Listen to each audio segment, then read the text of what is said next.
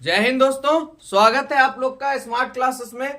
आज हम लोग क्लास 10th का चैप्टर 10 वृत्त, ठीक है, सर्कल, इसके बारे में हम लोग जानेंगे।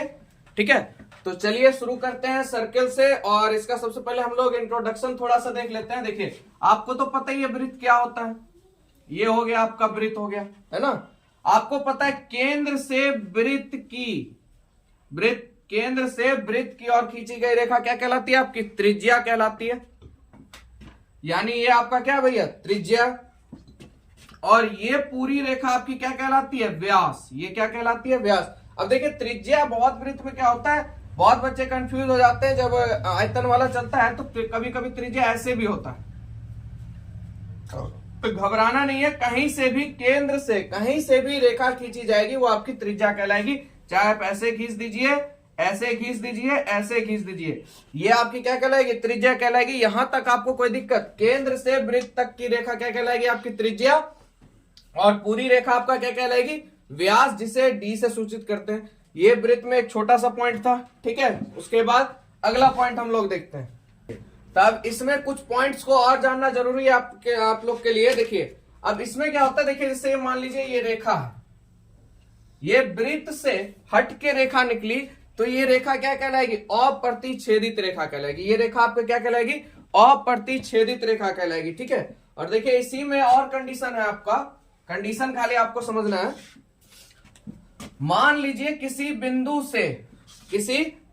से टच होके कोई रेखा जाती है, तो उसे क्या कहते हैं बाबू? स्पर्श रेखा कहते हैं। उसे क्या कहते हैं? स्पर्श रेखा कहते हैं। ठीक है, ये आपके लिए बहुत इंपॉर्टेंट है, क्योंकि इससे ही आपका क्वेश्चन बहुत सारा बनेगा किसी भी बिंदु से। अब देखिए, एक वृत्त में मान लिया जाए, पूछ देगा कितनी स्पर्श रेखा खींची जा सकती है। तो आपको पता है, एक मान लीजिए वृत्त है, इसमें बहुत सारे बिंदु हम ले सकते हैं, और हर बिंदु से एक स्पर्श रेखा निकलेगी, खींच सकते हैं। तो हर बिंदु से एक स्पर्श रेखा खींची जा सकती है। तो हम कह सकते हैं कि एक वृत्त में अनेक या अनंत स्पर्श रेखा खींची जा सकती है। इस बात को याद रखिएगा, और ये आपके एग्जाम में इसी टाइप से पूछेगा। एक वृत्त में अनेक स्पर्श रेखाएं खींची जा सकती है। मान लीजिए इस बिंदु से है, तो इस बिंदु से भी आप खींच सकते हैं। यहां से, यहां पे ले लीजिए, यहां से भी आप खींच सकते हैं। कहीं से भी, किसी भी बिंदु से आप स्पर्श रेखा खींच सकते हैं। ठीक है, अगला कंडीशन देख लेते हैं। आप लोग को समझ में आ गया? यानी वृत्त में अनंत स्पर्श रेखा खींची जा सकती है। अब एक और आपका टॉपिक है कि मान लीजिए इस बिंदु से इस बिंदु तक, ठीक है, इस बिंदु से इस बिंदु तक कोई रेखा इंटरसेक्ट कर रही है। कोई रेखा क्या कर रही है? इंटरसेक्ट कर रही है। तो इस रेखा को क्या कहते हैं बाबू? छेदक रेखा कहते हैं। क्या कहते हैं? छेदक रेखा कहते हैं। ऐसे रेखा को क्या कहते हैं? छेदक रेखा। यहां पे भी इंटरसेक्ट हो सकता है। देखिए, यहां ये दो बिंदु हुआ, इस दो बिंदु से एक रेखा को क्या करेंगे? काट देंगे। तो क्या करेगा? इसको क्या कहेंगे बाबू? छेदक रेखा कहेंगे। इसको क्या कहेंगे? छेदक रेखा। तो आप लोग समझ गए। एक कॉन्सेप्ट और है, उसके बाद आपका एक्सरसाइज शुरू हो जाएगा। ठीक है, एक छोटा सा चीज आपको और समझना है। ये देखिए, मान लीजिए ये कोई स्पर्श रेखा है, ठीक है, पी और क्यू आपकी स्पर्श रेखा है। तो केंद्र से यहां क्या हो जाएगा? आपका त्रिज्या हो जाएगा। और इस त्रिज्या पर और स्पर्श रेखा पे जो कोण बनेगा बाबू आपका, इसको रख लेते हैं हम लोग, एम रख लेते हैं, और ये आपका हो जाएगा। तो ये जो कोण बनेगा बाबू आपका, दोनों बनेगा 90 डिग्री, यानी समकोण बनेगा। याद रखिएगा, यानी कहने का मतलब त्रिज्या और स्पर्श रेखा के बीच में जो कोण बनेगा वो कितने डिग्री का बनेगा? 90 डिग्री का बनेगा। ठीक है, तो इस चैप्टर में आपको बस इतना ही समझना था। और इस चैप्टर से आपका थ्योरम 1 और 2, इस दोनों थ्योरम से कोई एक थ्योरम एग्जाम में पूछ देता है। और शॉर्ट में मान लीजिए क्वेश्चन है, छोटा सा है, चैप्टर वैसे छोटा है। तो शुरू करते हैं एक्सरसाइज 10.1। चलिए, तो एक्सरसाइज आपका 10.1 हम लोग स्टार्ट करते हैं। देखिए, पहला क्वेश्चन कहता है आप लोग को, एक वृत्त की कितनी स्पर्श रेखाएं हो सकती हैं? मैंने आपको इंट्रोडक्शन में बताया था, एक वृत्त में अनंत स्पर्श रेखाएं हो सकती है। ठीक है, एक वृत्त में आपका जो वृत्त है, किसी भी बिंदु से अगर हम स्पर्श रेखा लेंगे तो बहुत सारी हम क्या कर सकते हैं? खींच सकते हैं कि नहीं? बहुत सारी रेखा को हम खींच सकते हैं। तो कहने का मतलब है, एक वृत्त की कितनी स्पर्श रेखाएं हो सकती है बाबू? तो क्या लिखेंगे? अनंत। कितनी हो जाएगी? अनंत। ठीक है, अगला आपका रिक्त स्थानों की पूर्ति कीजिए। एक वृत्त की स्पर्श रेखा उसे डैश बिंदुओं पर प्रतिच्छेदित करती है। अच्छा एक चीज मानिए, किसी वृत्त में आप अगर स्पर्श रेखा लेते हैं तो किसी बिंदु पर लेते हैं तो कितने बार प्रतिच्छेदित करेगी? एक ही बार ना। किसी भी बिंदु से लीजिएगा, मान लीजिए आप, तो ये प्रतिच्छेद कर रही है कितने बार? एक के बार ना। तो वही चीज है, किसी वृत्त की स्पर्श रेखा उसे कितने बिंदु प्रतिच्छेद करेगी? एक ही बिंदु पर प्रतिच्छेद करेगी। समझ में आया आप लोग को? आगे है, वृत्त को दो बिंदुओं पर प्रतिच्छेद करने वाली रेखा को क्या कहते हैं? मैंने आपको बताया था बाय डायग्राम कि दो बिंदु पे प्रतिच्छेद करने वाली रेखा को बाबू क्या कहते हैं? छेदक रेखा कहते हैं। क्या कहते हैं? छेदक रेखा कहते हैं। समझ में आया आप लोग को? चलिए, एक वृत्त की डैश समांतर स्पर्श रेखाएं हो सकती है। देखिए समांतर स्पर्श रेखाएं, अब आप एक चीज समझिए, ये एक स्पर्श रेखा है और एक ये स्पर्श रेखा है। तो समानांतर आप जब भी कीजिएगा तो कितने में होता है? दो में ही होता है। तो कितनी स्पर्श रेखा हो सकती है समानांतर? दो।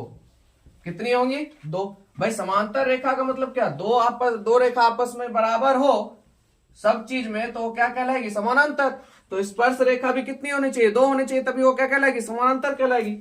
अगला है, वृत्त तथा उसकी स्पर्श रेखा के उभयनिष्ठ बिंदु को क्या कहते हैं? बताइए आपको। देखिए यहां पे कह रहा है वृत्त तथा उसकी स्पर्श रेखा को जिसपे स्पर्श होके गई उसे क्या कहेंगे? तो बाबू स्पर्श बिंदु कहेंगे। क्या कहेंगे?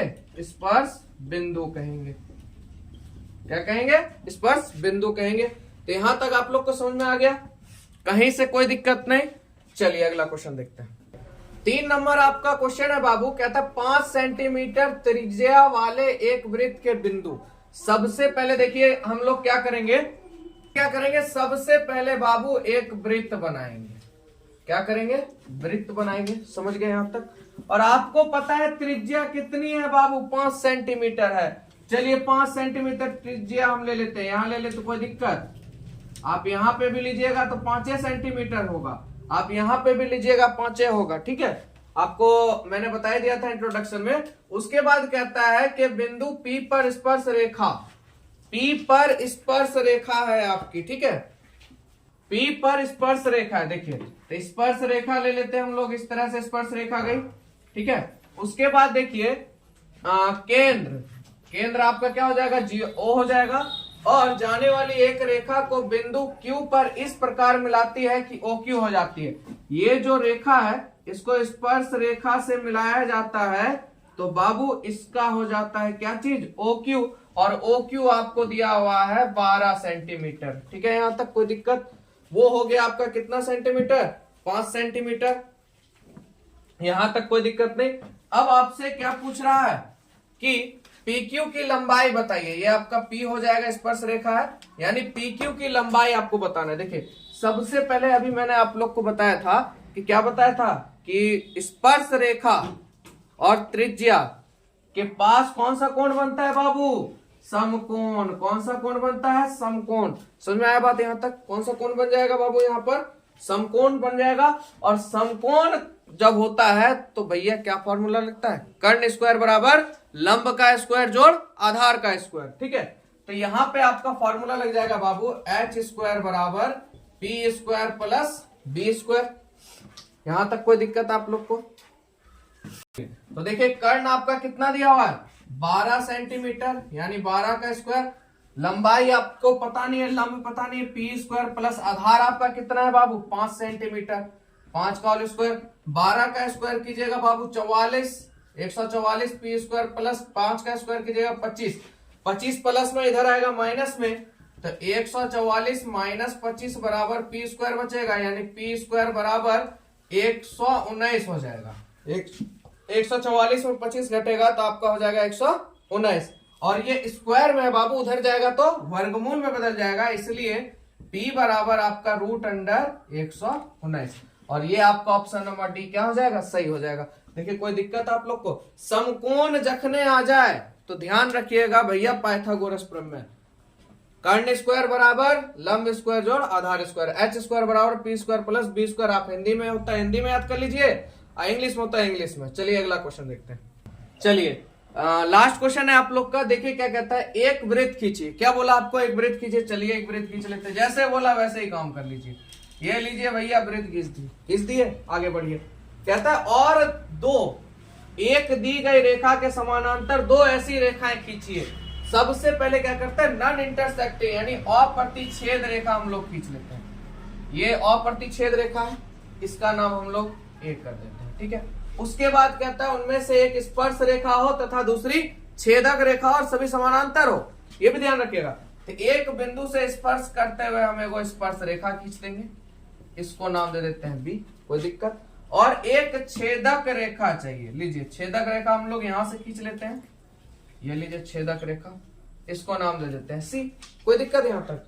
तो ये हमारा बन के तैयार हो गया। इसमें अगर आपको लिखना है तो लोग लिख सकते हैं ए जो है एक रेखा है, इसके समानांतर बी जो है स्पर्श रेखा है, और बी के समानांतर जो आपका सी है ये आपका छेदक रेखा है जो कि इसके समानांतर है, ठीक है। तो यहाँ पे ये एक्सरसाइज हो गया आपका खत्म। वीडियो कैसा लगा प्लीज जरूर कमेंट किया कीजिए, और अच्छा लग रहा है सेशन पढ़ने में बढ़िया लग रहा है तो लाइक ठोकने में एकदम कंजूसी मत किया कीजिए, ठीक है। चलिए मिलेंगे अगले एक्सरसाइज में।